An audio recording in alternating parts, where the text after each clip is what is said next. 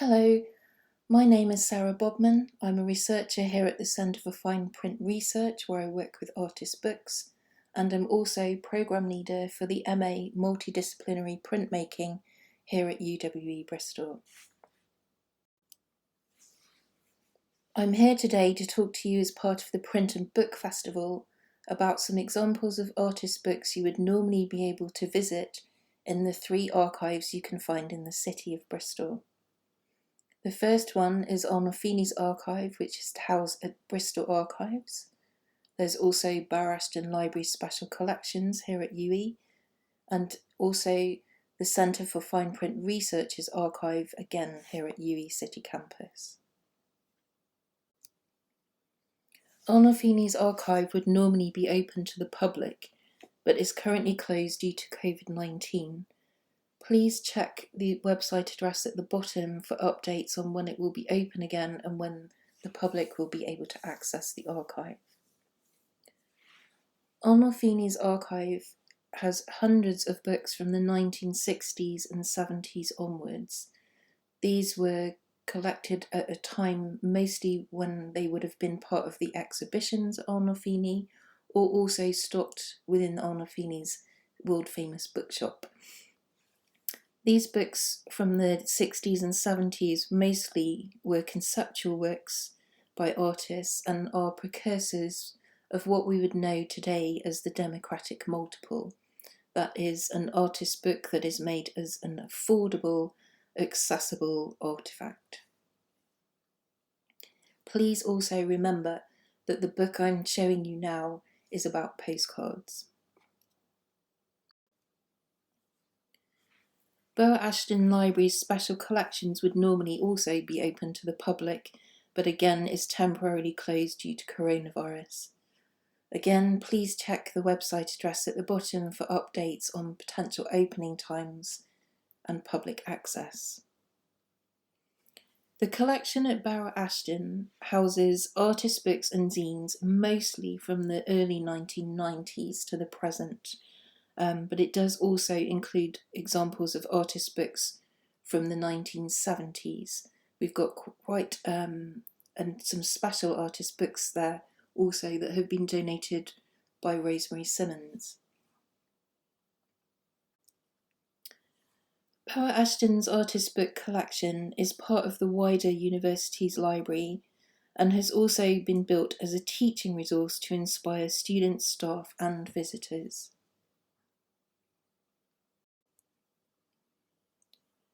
The works are incorporated into the collection that offer ideas about concepts, formats and materials, and generally they also need to be quite robust for handling. We have a good selection in the collection of artist books by current students and by graduates, particularly from illustration, photography and fine art courses. The ones I'm going to show you here are by graduates of our MA Multidisciplinary Printmaking programme. On the top is Charlotte's beautiful book In the Circus of Disrepair, which took her almost a year to complete due to the fact it was a 5-colour woodcut and then letterpress printed text. And it was also influenced by her seeing the works of the Russian artist Dmitry Sayenko, in particular The Circus. Akanksha's book below was also produced here at UWE in the print studios. It's a 2-colour etching which is based on her navigation of the Barbican Centre in London and her fascination with the waymarkers that told you which way to go on the pavement. These are some examples of hand-printed artist books by Imi Morf, some that were made here during her studies and some that have been made since as part of her ongoing practice. We're also currently collaborating with Imi on a new project where we are going to be going to Norway, which is where she's now based, to train and exchange ideas with librarians, curators and artists from the Nordic and Scandinavian regions for a project that we've been funded for by the Nordic Culture Point, which will hopefully result in 2 visits for librarians and curators to Bristol, and for them to make some artist books of themselves. The archive at the Centre for Fine Print Research is slightly different in that a lot of the books have been acquired by accident. They're books that I've fallen in love with while I've been out at artist book fairs, or people have sent in details about their books for the Book Arts newsletter, which I edit, or the Artist Book Yearbook, and I've read about them and thought I really do need to have that in my life.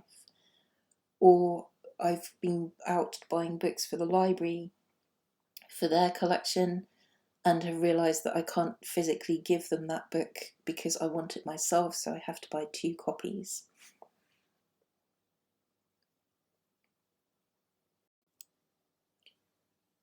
CFPR Archives also formed the Artist Book Partnership Exhibition programme probably about 12 years ago, when I realised that I did probably have quite a few too many books in the office. So the programme was set up because people kept asking if I could loan them examples of books because they might be running a workshop for people who'd never seen them before, or were organising an exhibition where they might want books on a particular theme. So the books do go off out and about around the world quite often, and the ones I'm showing you now are part of an exhibition that was recently in Tallinn, Estonia. So we have 38 books that are currently hopefully on their way back now, having been trapped in an extended exhibition that was organised by Eve Karsk at the Art Academy on zero waste artist books. So what kind of books do we have in the collections? We have books which might be amusing. This is one by Otto called Book Jacket, which is a hand screen printed artist book, which is, he says, you can wear as a jacket, as the artist is demonstrating. I think that's probably as long as it doesn't rain. But the book jacket is designed as the kind of cover of a book, which gives books and artist books advice on how to present themselves if they would like a library to buy them.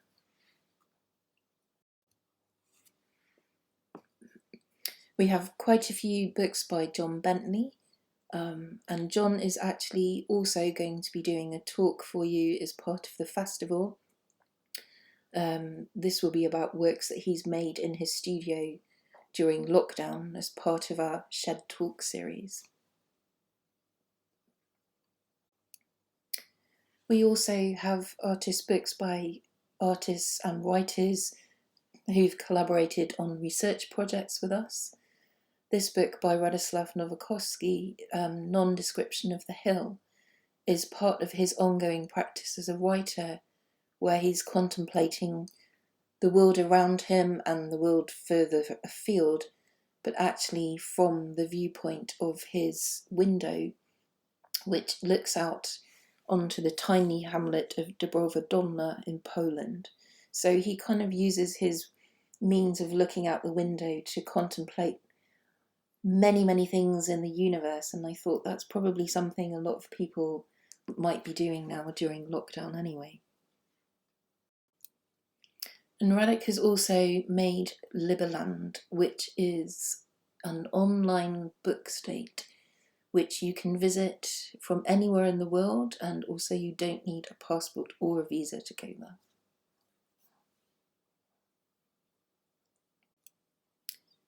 And Amir Cadeau has collaborated with us on exhibitions and conferences and has written for our publications. I chose this book for 2 reasons. The first one being that I was talking to Sean Oaten, who I work with at Ashton Library, and we were saying we wondered what the books might be getting up to while we're all trapped at home and they've got the run of the library to themselves. So we were saying that we should have really set up a webcam so we could see what the books were up to while we went there. Secondly, it's because Amir has kindly scanned his books, as he has with many of his books, and put it up on issue, so you can actually view and go through the whole book's pages online. This is another one of Amir's books called Learn to Read Art, which is based on those kind of museum guides you get in the 1970s when you would go in and they would give you the free leaflet as you walked around the exhibition. But he's using sign language and visual imagery to help us kind of contemplate and discuss works by temporary artists. And Tracy Bush, we have 2 or 3 of Tracy's beautiful handmade books in the library collection. 2 of her butterfly books, this one which was purchased last year at the Small Publishers Fair in London, which is a handmade stamp album. So quite often Tracy will cut these beautiful butterflies by hand from paper ephemera. And then we also have artist books that maybe make us think of places that are further afield. This one is in the collection at Barrow Library and also in CFPR's archives. And there are 2 books the same size which to house in a lovely little folder. One about the struggle of kind of dealing with daily life and harvesting after the devastating effects of a hurricane in New Mexico. And the other is a more celebratory example of when people have the festival and are in a much happier mood, having done all their work. Perhaps we can escape by watching some movies. This is a beautiful book by Stephen Fowler called Cosmic Forces, which he hand painted and then hand rubber stamped. I'm showing you this also to remind me to tell you that Stephen has devised a workshop for the festival, because during lockdown he's been devising many ways of printing at home without materials or machinery that we would normally have in the print studios. So he's devised lots of worksheets on how to use different print processes with very basic materials. For the festival, Stephen has devised for us a plastic and milk bottle DIY print workshop where you can cut up big milk cartons, flatten them, engrave them, and then if you have a pasta rolling machine, you can print with them. So you will be able to download that from each of the websites. And there are also books from further away. This is by Grazia and Louise, an artist duo who are based in Melbourne, Australia. They made this partly in response to and as a fundraiser after the devastating bushfires that swept through Australia. So the text has been taken from live updates from the fire services and media, and then alongside these beautiful collaged images of some of the animals that are at risk of losing their homes after these fires have gone through. And this is another example of an artist's book by Grazia Harby, who is again one half of Grazia and Louise. I'm showing you this because it's got a collage in it and also postcards, and I'll come to that again later.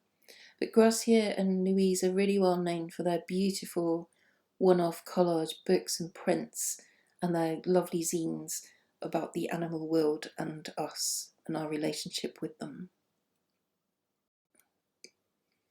I've included this one as well, Mine by Hilary Chard, because it's very beautiful.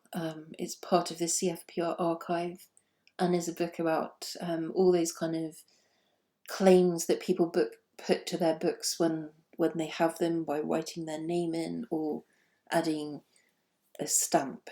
So as she says, this book will never progress beyond the first page because it still is always going to be that dedication page. And Hilary is also going to be talking to us as part of the festival with Lucy May Schofield. Lucy and Hilary have both been making works using their typewriters, so they're going to do a collaborative talk for us, which will be amazing, so please make sure you listen to it.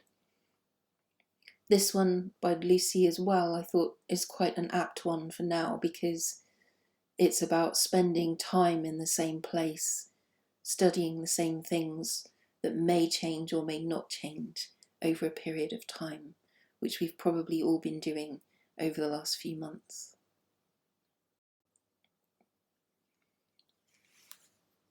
And then this book by Marfa Hellion is an absolutely exquisite hand screen printed book made at TPT in Mexico.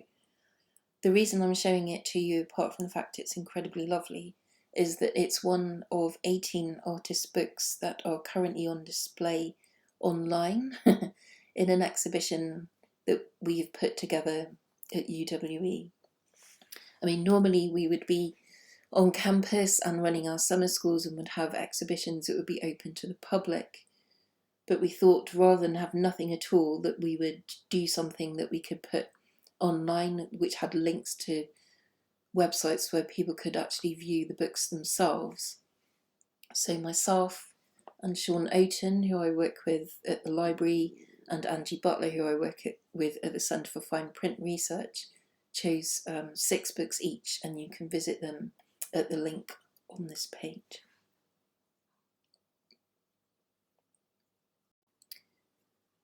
The library also has a really good collection of these lovely social documentary photography books, which are published by Cafe Royal Books.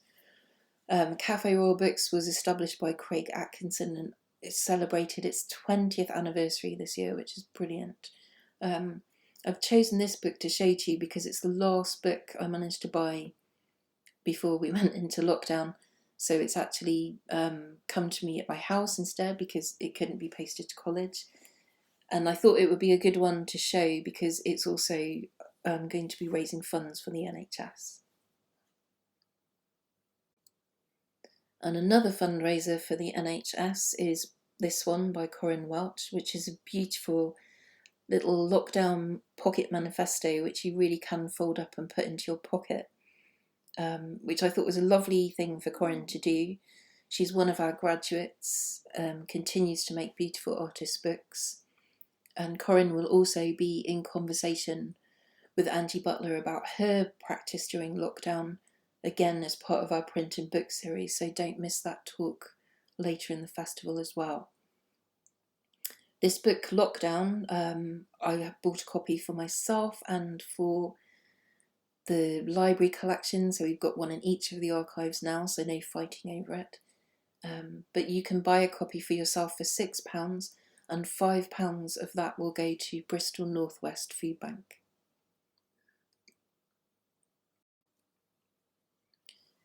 These are 2 beautiful collage books by the artist Daniel Lahan, who's based in London, who, again, like Grazia and Louise, makes exquisite one-off collages and small editions of artist books. These are 2 of the books that are held in Ashton's Special Collections, and I'm showing them to you to remind me and you that we will be running a collage colloquium in August in collaboration with the London Centre for Book Arts. This is a free event. Daniel will be talking at it, along with the collage artist Jean McEwen, the artist and poet Jeremy Dixon, and the artist Jeff Rathamel. So what we will have for that will be 4 recorded talks and then 2 live Q&A sessions. The event is free. You can book via Eventbrite, and if you can search for it or go to the Book Arts website, and there's a link there on our news page.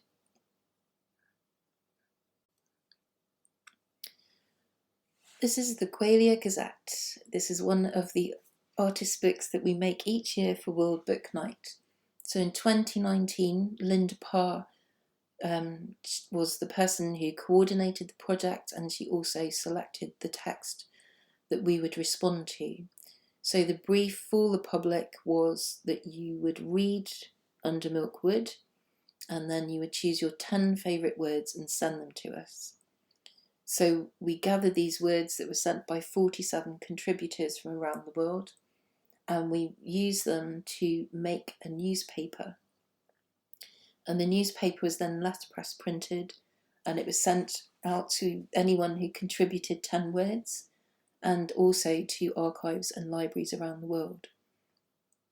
We've also uploaded a PDF version of the Gazette, so if you would like to read it, you can download it at the address here on this slide.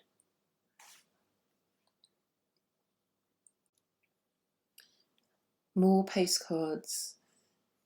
So for World Book Night this year, unbeknownst to us, we chose quite a fitting title for our project.